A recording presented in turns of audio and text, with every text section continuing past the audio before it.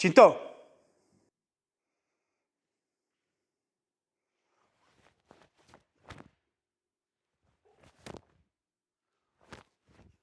Right.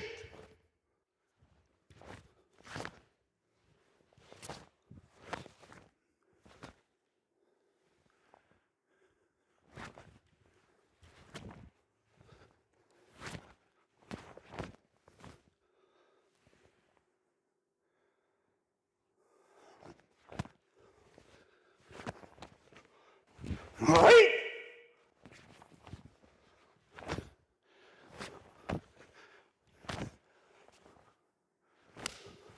Right. Right.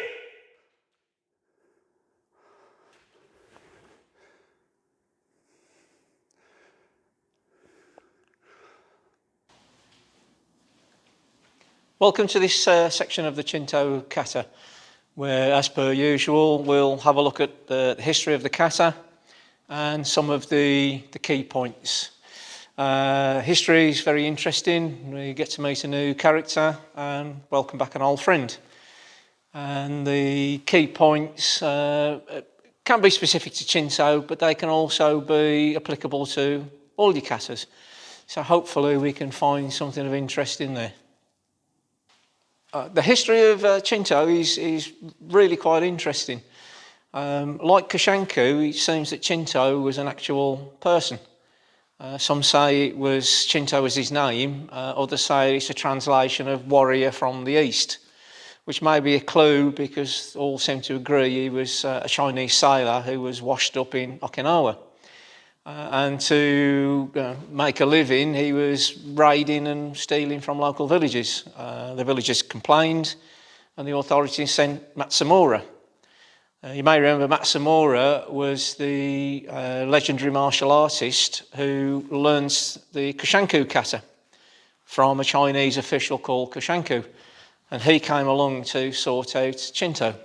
So apparently they fought, and they fought to a standstill. Neither of them can get the advantage over the other. So Matsumura said to Chinto, "Teach me the secrets of your kata, I'll get you a boat back to China." So this is Matsumura's attempt at encoding a fighting system that he encountered when fighting Chinto. And it is a very martial kata. It is a real fighting kata, and we'll have a look in the key points at some of the reasons and some of the techniques why it is a fighting kata. But a very interesting history. And our old friend Matsumura, he'll crop up a lot in the future. He was responsible for Naihanchi kata and Basai, amongst others. So karate as we know it today is by and large influenced by Matsumura. So quite an interesting history. The key point number one is this is a very martial kata, but depending on what you're intending to do with this, it will also require some art, and that's the same as all your katas. So when we do some demonstrations, we'll have a look at what will make it martial or what will make it art. And hopefully you can find horses for courses, whether you're practicing for fighting or practicing for other reasons. And this, like I said, covers most of the katas. The second key point is Chinto is unusual, is it has tenshi, heaven and earth. So sometimes you come up, sometimes you drop down. As we mentioned in the Pinan katas, up till Godan, they're all pretty linear. In Godan, you get the jump. And this is the first time we introduced the other two directions in kata. You get the normal 8 directions, forward, back, left, right, and the diagonals. Godan, you get up and down. And we see the use of this up or down in Chinto. So we'll try and put some explanations to that, make it a little bit more obvious as to why this tenshi is a key component of Chinto. And the final aspect is compliant versus non-compliant training. And we'll have a look at compliant training and where it goes to becoming progressively less compliant up to fully non-compliant training. And we'll try and explain the differences. So key points of Chinto. We mentioned this idea of martial versus art. Really enjoyed the kata competitions. There's a world sort of championship for it, and it was featured in the recent Olympics. But the katas there have become very theatrical. One that always springs to mind is a kata called unsu, where they make this very dramatic sweep of the foot, and the whole thing slows down, and realistically what it is, you're stepping behind somebody and shoving them over. So they've taken the martial aspect and turned it into a more artistic interpretation.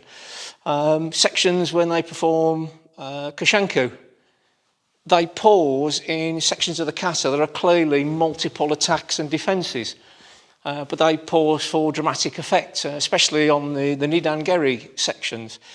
So if you're going to perform a kata or you're going to perform Chinto, you might want to look where you're going to put these theatrical breaks and make it more artistic. But Matsumura created this as a fighting kata to encode Chinto's fighting system.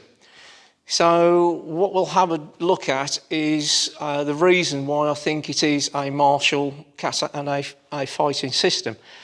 And I think the very first section of the kata really reflects that. You know, the whole setup of the first section is purely fighting, and there are multiple fighting techniques included. So if you're going to sort of use this as a fighting system, if you understand what all these various techniques are, then it's a fantastic place to start. So the first movement of the kata is the foot turns in and we come off the fighting line. So in Wado and other martial arts, this is known as taisaboki, body management or body shifting. So that would suggest that Matsumura was saying that Chinto was skilled at taisaboki. Boxers don't block, they slip punches. So if you were going to sort of say to somebody, try not to block, try to use taisaboki, this would be a good way of doing it. So as the Jodan punch comes in, we step out of the way and strike. We're off the fighting line. So that's a good indication. This is what Matsumura was trying to tell us. In Sensei Roger's breakdown of the kata, he was indicating Myoto Day, husband and wife hands. And we did a drill to show you how to practice that. So after the punch has arrived and we've dodged out of the way, we're taking control of the arm. But we've also got limb control. Comes down, which clears for other attacks in the kata. So again, maybe Matsumura was trying to tell us that Chinto was skilled at evasion, taisaboki. He was skilled using Myoto Day, husband and wife hands. And he was using this to teach us sort of fighting methods. There's another interpretation you can use for this is as a joint lock, a joint strike. So we've come off the line, strike, either side of the elbow. Do it hard enough, you're certainly going to sprain or damage the elbow, may even break it. So maybe Matsumura was telling us that Chinto was skilled at attacking joints, joint locking.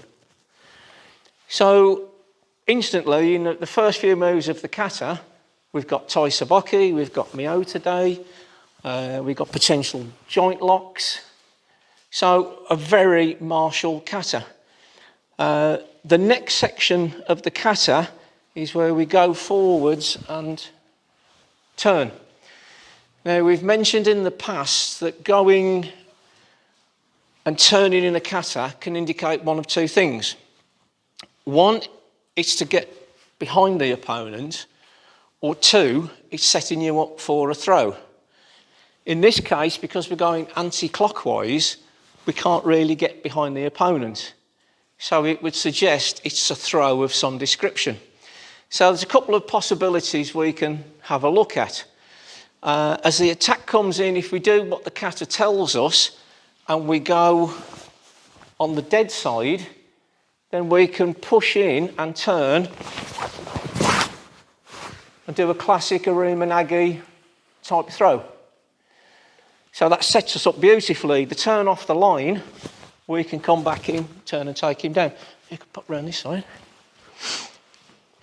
But it's also sets us up for a different type of throw, is if the attack comes in again and we move inside, the foot movement on the Gakuzuki opens this line. So once we've hit him with the Gakuzuki, we can step in, set him up for a Nagoshi type throw. So the going forwards and turning in the kata, indicating that Chinto was a skilled thrower. So we've got Tai Sabaki, we've got Miyota Dei, we've got potential joint strikes, joint locks, and throwing potential. So it seems that Chinto was quite a good scrapper. And a little first section of the kata is telling us just how good he was, and we're recording it for history. So we also mentioned in the key points about Tenshi, heaven and earth. And that the Pinan katas tend to be very linear, except for Godan, where you get a jump. In Chinto, we get a lot of rise and fall, and especially this section, which seems particularly odd. So there's a few interpretations we can have a look at for that, involving the use of the rise and fall. Because we haven't got any mats down, we're going to have to do this a little bit careful, but generally with this technique you just plough your opponent straight into the floor, but we'll do it a little bit easy. But what we're trying to use is his own momentum against him. So as he comes charging in with a punch, we come up and meet him and then take him down. So that's an interpretation of coming up to this. We've come in, we've met him, taken him down, turned him around, spun him around. But we tend to go in this in a clockwise direction, which would indicate that we can actually get behind him. So if he comes in with a Chudan attack, we can use Tai Sabaki and take him down using this technique, one hand on the chin, one hand on the arm, and just use his momentum again and take him down. So a couple of explanations of where we can go with this rise and fall. We come up to meet and then fall to take him down. So again, it would suggest that Chinto was quite a skilled thrower, or he had sort of knowledge of throwing type techniques. Once we've taken him down, we covered this in Kushanku, is whatever you can do standing up, you can pretty much do on the floor. So we get this odd technique. I've thought about this long and hard and come up with a potential answer. And I trialled it in non-compliant training, which we'll cover in a little bit. But basically, what I'm saying is I managed to do this against somebody who didn't want it done to them. And it's actually worked quite well. So I know it's not a flight of fancy, it is a valid technique. But if we imagine we've used one of those techniques and we've taken him to the floor, this arm position. We've got his head, controlling his head, and I've got his arm. I've now got an arm bar. But I want to free this hand up. So if I took my foot under there, like we do in the kata, I've now freed this hand up. And that means I can choke him out. So this entire section of standing on one foot gives me an arm bar and a choke. So again, another way of looking at what seems to be a very peculiar technique. And I said I've managed to do this in a live drill where my training partner didn't know what was going to happen, and it worked. So it's not like a complete flight of fancy. So the final key point is compliant versus non-compliant training. All the demonstrations we've done so far, Simon has very kindly stood still and allowed me to perform the techniques. And that is him being compliant. If, for example, he was teaching me wrist releases, as soon as I did this, if he hit me in the head, I would never learn the technique. He was being non-compliant.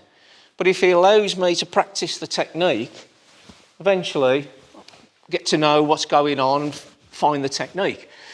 So what we could do as a drill is we can build this up. So eventually we might sort of be like grappling and sparring, trying to set things up.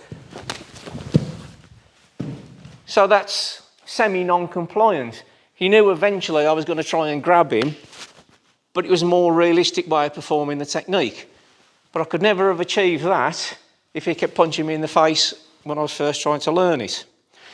And the final stage would be if we were sparring and that came out completely spontaneously during sparring. And sparring is the last level of non-compliant training. But you've got to go through the semi-compliance and the compliance to get your skill sets up to speed before you can do it in live sparring. And that's what I was saying about this section. I actually managed to do that in live sparring, completely unscripted. The guy I was training with didn't know it was coming. So I know it does work and you can do it. But this is important. You find the keyboard warriors when I say, well, I'd never grab your wrist and I'd never let you do this and I'd never let you do that. They're missing the point. It's a way of learning the techniques, and you do 10,000 of them. Then eventually, when you actually need it, it comes out and it's real. But you're never going to get there if people are non-compliant from the start. So your training can be a stress test of this. Starts off very compliant, not so compliant, not so compliant, not so compliant, sparring. And then if you can get the technique to pop out in sparring when you actually need it, the process has worked. Okay, so that brings us to the end of our series on Chinto. Hope you've enjoyed it. If you liked it, great. If not, fine. And it'd be nice to have some discussions about particular points of the kata. Next time you'll see us is when we start the series on Naihanchi. So join us again in a few weeks' time. Thank you.